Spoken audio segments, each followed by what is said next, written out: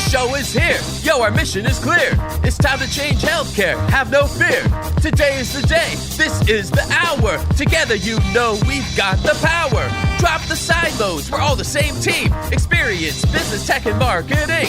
How can anyone be satisfied with the way things have always been? Yeah, we've tried. So join us now. Join the revolution. Consumer first health is the evolution. Status quo, more like status no. Yeah, this is the healthcare rap. Y'all, come on, let's go.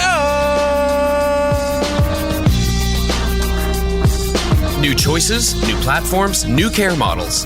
In the healthcare of tomorrow, consumers win. But who will design it? What will it look like? And how long will it take? We're here to answer those questions with some provocative thinking about how to create the healthcare that people actually want. Ready to roll up your sleeves, look at the world a little differently, and explore the frontiers of consumer health together? Join us. This is the Healthcare Wrap.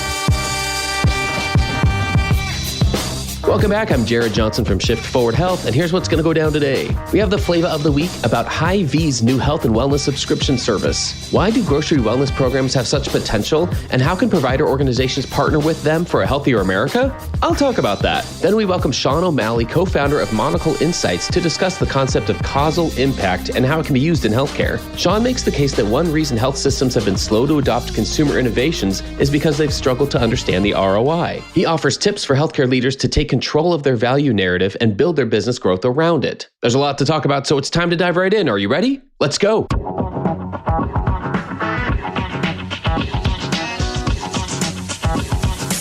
Flava of the week. The grocery wellness revolution continues. Hy-Vee, a grocery chain that operates more than 280 stores across 8 Midwestern states, announced the launch of Hy-Vee Healthy You, a new health and wellness subscription service. The service is designed by Hy-Vee dietitians to help individuals develop healthier lifestyles through personalized nutrition counseling, preventive health screenings, and more. It's available across their 8-state profile to individuals 18 and older. A subscription to Hy-Vee Healthy You costs $99 a month and includes the following: 2 30-minute appointments per month with a dietitian to discuss strategies to achieve the individual's health and wellness goals, unlimited access to fitness videos, on-demand freezer meal workshops, wellness classes focused on trending nutrition topics, as well as product recommendations and recipes to incorporate into their routines, nutrition programs such as healthy habits menus, balancing your blood sugar and weight management, free registration on wellness challenges, their dietitian's private chat portal, and 2 free health screenings per year at participating locations. I found it interesting that Hy-Vee has employed a team of registered dietitians for over 20 years to share nutritional resources with their communities. Their team offers in-store as well as virtual dietitian services, allowing customers to work with a dietitian in the comfort of their own home. They also offer preventative health screenings for cholesterol, A1C, and more. When I look at this in context with other moves that we've discussed, this might not be the most impactful headline of the year, but I only have positives to say about it. There's a certain appeal to having certain types of health and wellness services come from grocery brands. There are natural tie-ins, of course. The average person visits grocery stores 3 times a week, so there are frequent brand touches, and grocery brands historically rank high for consumer loyalty. So the big question is, can hospitals, health systems, and health plans partner with programs like this to be associated with some of that brand loyalty and deliver another level of health value to consumers? I sure hope so. Let's make room for grocery wellness programs and every other service offering that has the potential to lead to a healthier America. That's another way that we'll build the healthcare of tomorrow. And that's the Flava of the week. Hey y'all, there are still so many marketing questions to talk about, and that's why we've created the Relevant podcast channel. How do you market healthcare to modern consumers? How do B2B marketers reach modern healthcare buyers? And how do you achieve your own career goals in this modern world of work? Join me and my rotating set of co-hosts, including Peter Balistreri and Mitch Holdwick, as we offer quick thoughts on these topics and much more. Subscribe to Relevant wherever you listen to podcasts.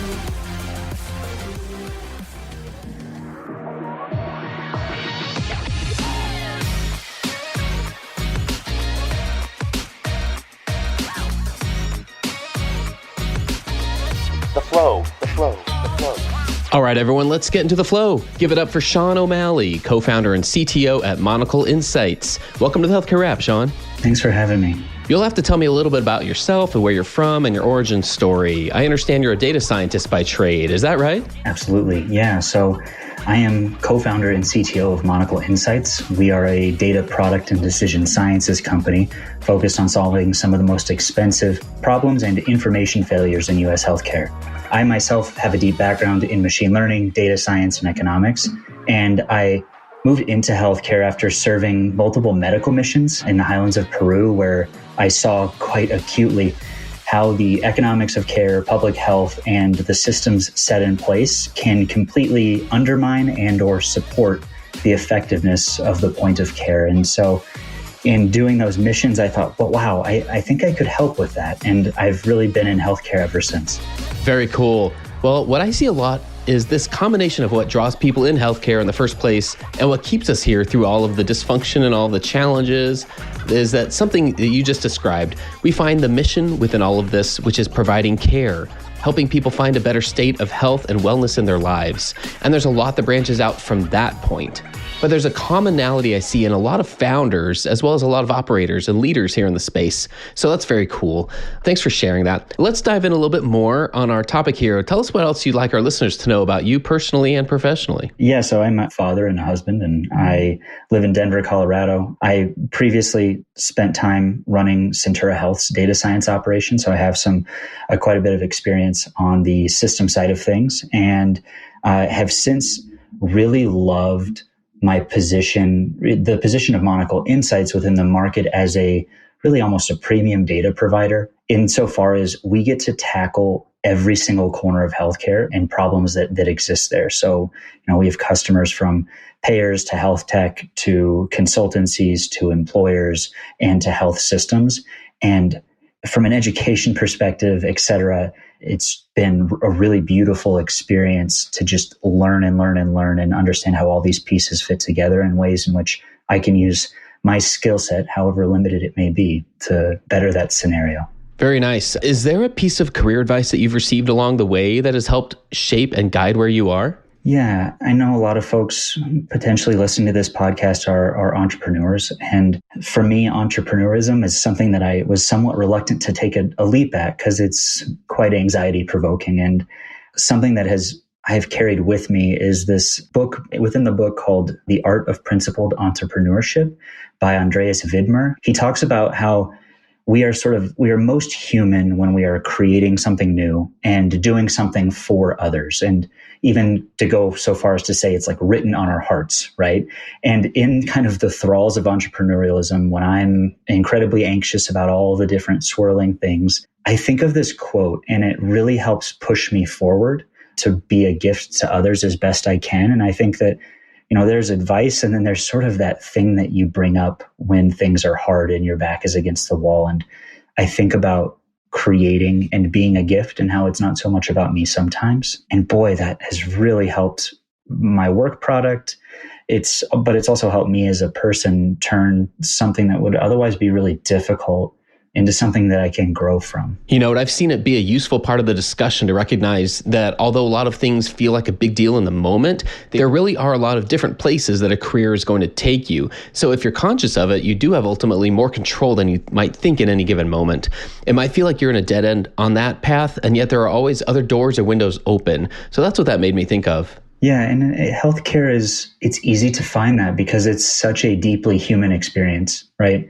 Healthcare is so intimate. And even the folks like us who are kind of upstream trying to make things better, that's the end product, is better care and really delivering dignity to those people as best you can with the skills you have. And it really has taken a village. So I think that it helps keep you on task and on mission. For sure. Well, Sean, let's talk about the industry here for a moment, because I see a lot of different things happening. In these last couple of years, we've really focused on consumer-centered innovation in the space. And I feel like there's an art and a science in this profession that's growing around consumer-centered innovation. From your standpoint, what are you seeing when it comes to consumer-centered innovation? Let's start with maybe how do you define it?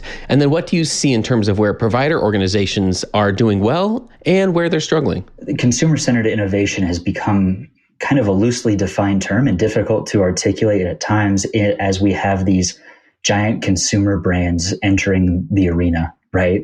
But maybe not necessarily doing consumer type things, but it's the spirit in which they bring it sometimes. I think something that an area that healthcare and particularly health systems have grown immensely in this consumer-centered innovation has been the wider adoption of digital front doors. I think in their own small way, they really have that spirit of consumerism, right?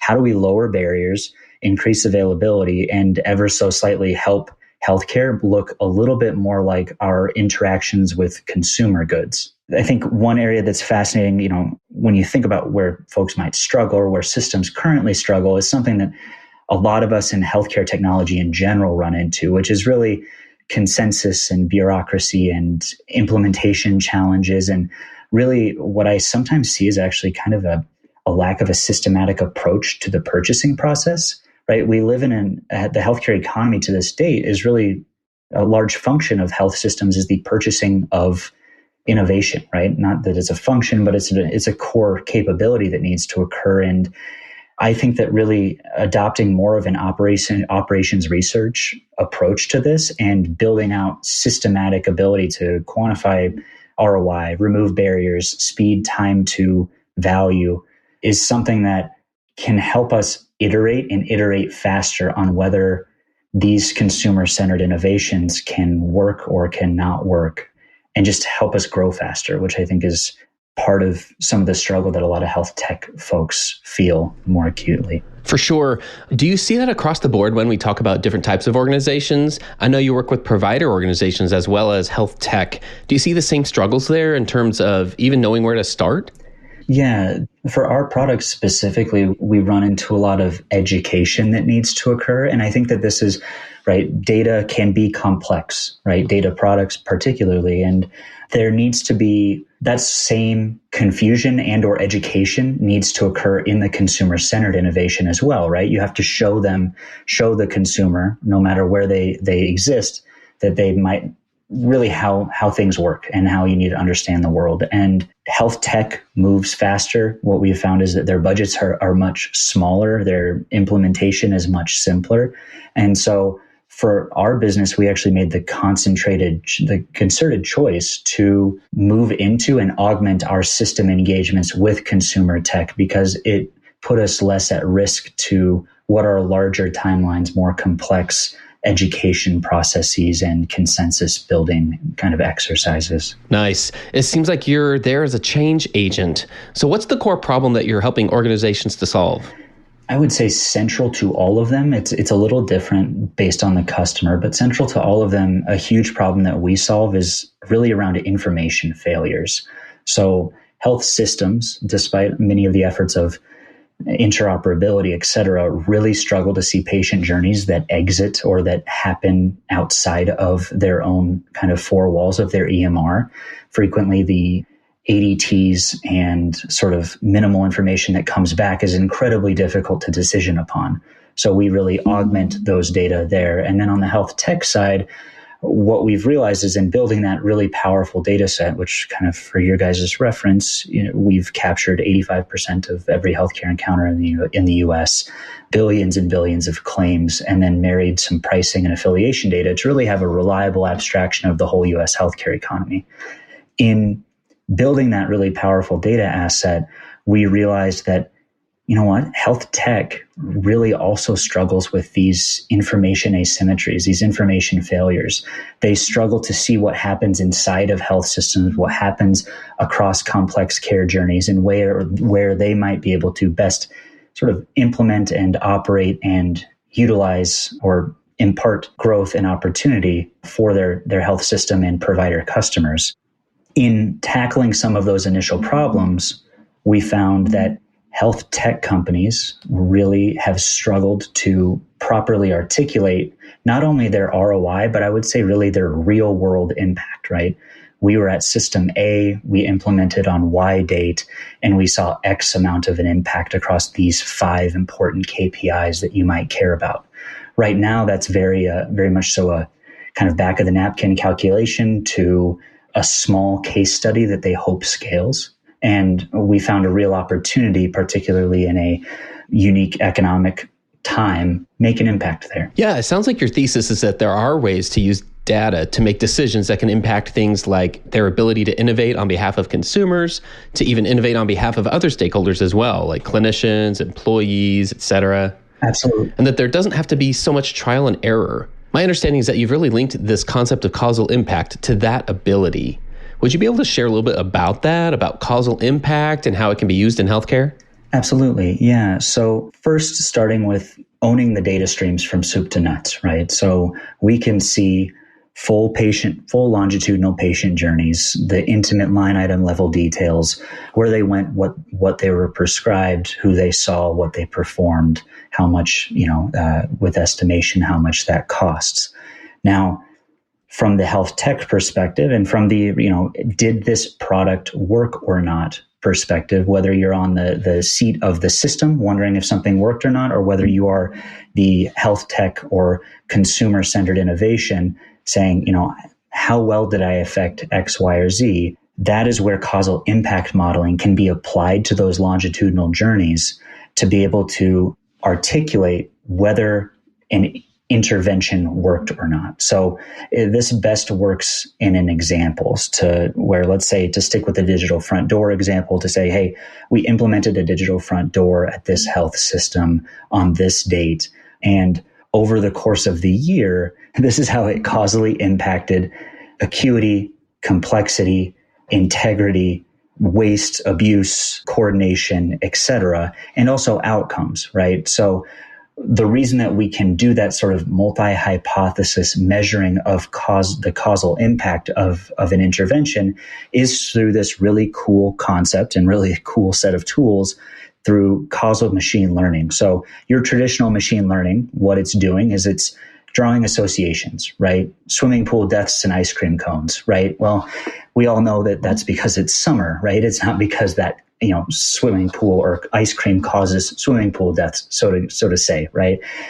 So what causal impact does is it says, let's actually place these same powerful machine learning algorithms and orient them to be sensitive to ordinality and time.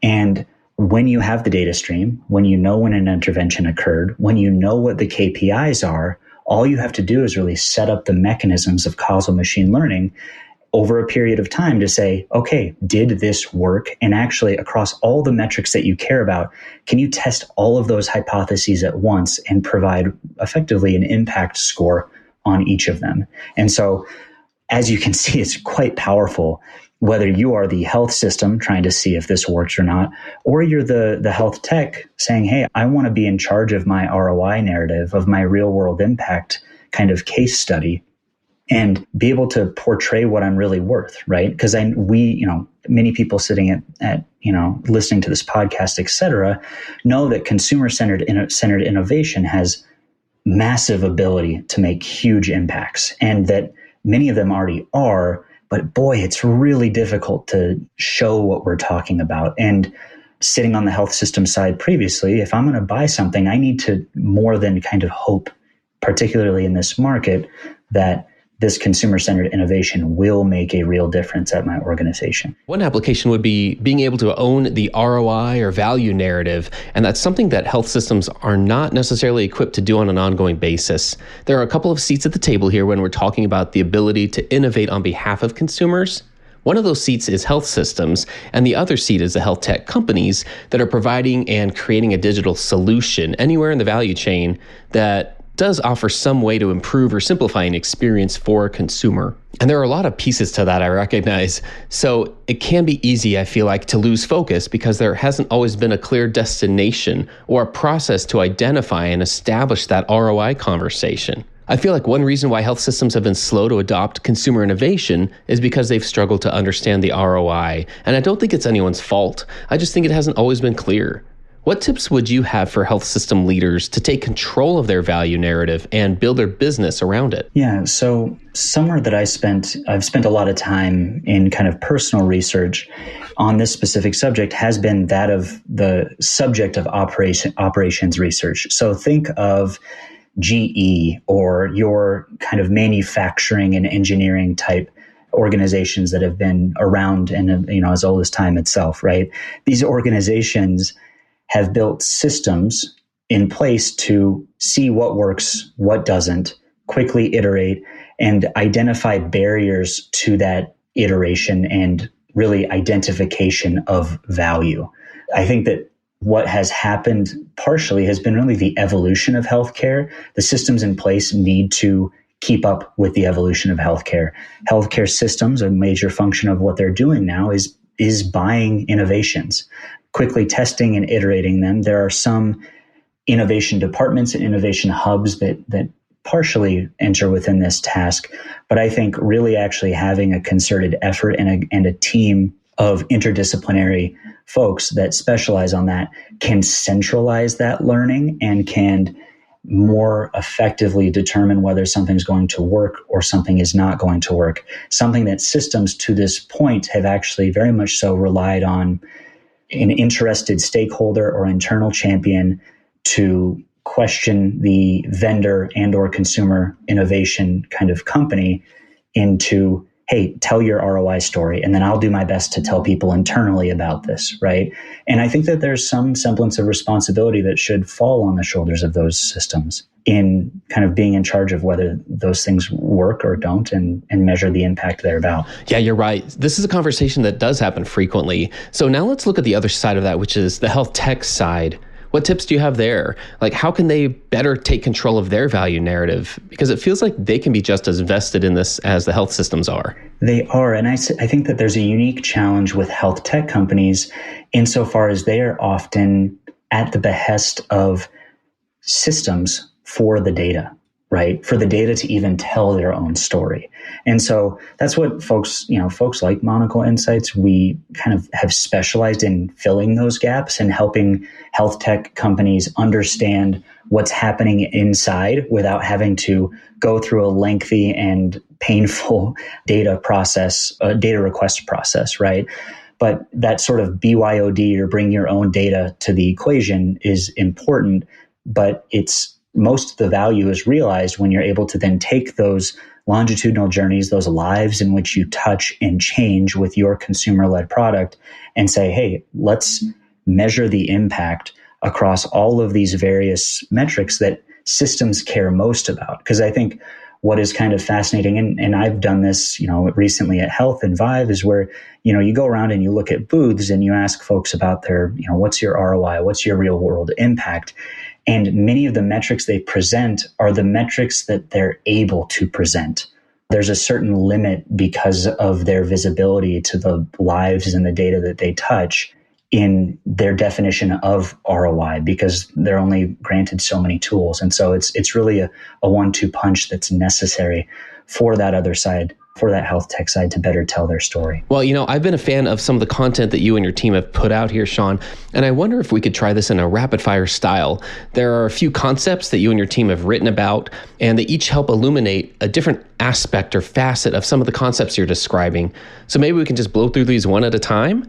The first one is value-based decision-making. Do you want to tell us about that? Yeah, so I overused the term value-based, so I feel bad about that. But what value-based decision-making is really oriented toward is if someone has the capability to confidently quantify the ROI of their product and even the real-world impact of their product in metrics that matter to the customer, then their ability to price has become much, much different, right? If I know my value, then that means I know how much I'm worth and I know how much I bring you. And to date, I think a lot of consumer innovation products are likely underpriced for the value that they deliver. And so that's really where the idea of value-based decision-making comes from, is say, hey, I can price this way because I can better tell my story. And I can be confident that these numbers are solid. All right. Well, the next one is BYOD, or bring your own data. Yeah. And I touched on it briefly, but health tech and consultancies, a major pain point for them in the sales processes and even in the process of delivering value for health systems and even large payers, is that requesting data is such heavy lift that involves a lot of checking and security checking and roles and waiting on emails. And when you can bring your own data and iterate on it quickly, you can be much more in charge, not only of your ROI narrative, but of your narrative on how I might scale or grow or better articulate our story within the larger kind of health system need narrative. Very nice. All right, I got a couple more here for you. The next is prioritizing opportunity at scale. This is a logical next step for a health tech company's ability to quantify their own value and do so using full longitudinal journeys that are nationwide. So beyond, let's say I go to system A and I'm able to realize A, B, and C metrics provide X, Y, and Z results. Well, what's fascinating is that if I can actually extrapolate what I did for system A, for system B, C, D, etc., now all of a sudden my anticipated ROI can be applied to each potential system and or prospect. And I can go in on day one with a personalized ROI estimation of my product in their organization because I can already see the data that exists there. And it can really change the way that you can enter into a sales process, market, and have speed to decision. All right. And last one for you, Sean, in this round is separating the wheat from the chaff. This one is really a post I wrote about this entire concept of ROI and real world impact. And that in the coming couple years, in Spanish, I love the phrase vaca flaca, which is basically skinny cow. It's a skinny cow year, right? So the economy is pretty uncertain. Folks in many ways are struggling to kind of get deals moving. And that systems, or I should say health techs who can better articulate their ROI will be the ones who make it through this tough period. And so that's really that separating the wheat from the chaff, which is, of course, a biblical reference as well. Well, hey, you know what? That was a lot of fun, I thought. One last question for you, Sean. It's kind of a big one, but what is the destination? So if you can help us give a reality check here, I feel like there's a lot of dialogue happening right now around the need to innovate and the need to make healthcare easier for consumers. And so applying a lot of the concepts that you've shared will hopefully get us to a better place. But what do you think that place could look like? What kind of progress do you think we could realistically expect if things go right, say in the short term, in the next 1 to 2 years? I would say that there are folks, and if there's examples out there, that healthcare can begin to look a lot more like consumer tech in the way in which we largely kind of interface with healthcare.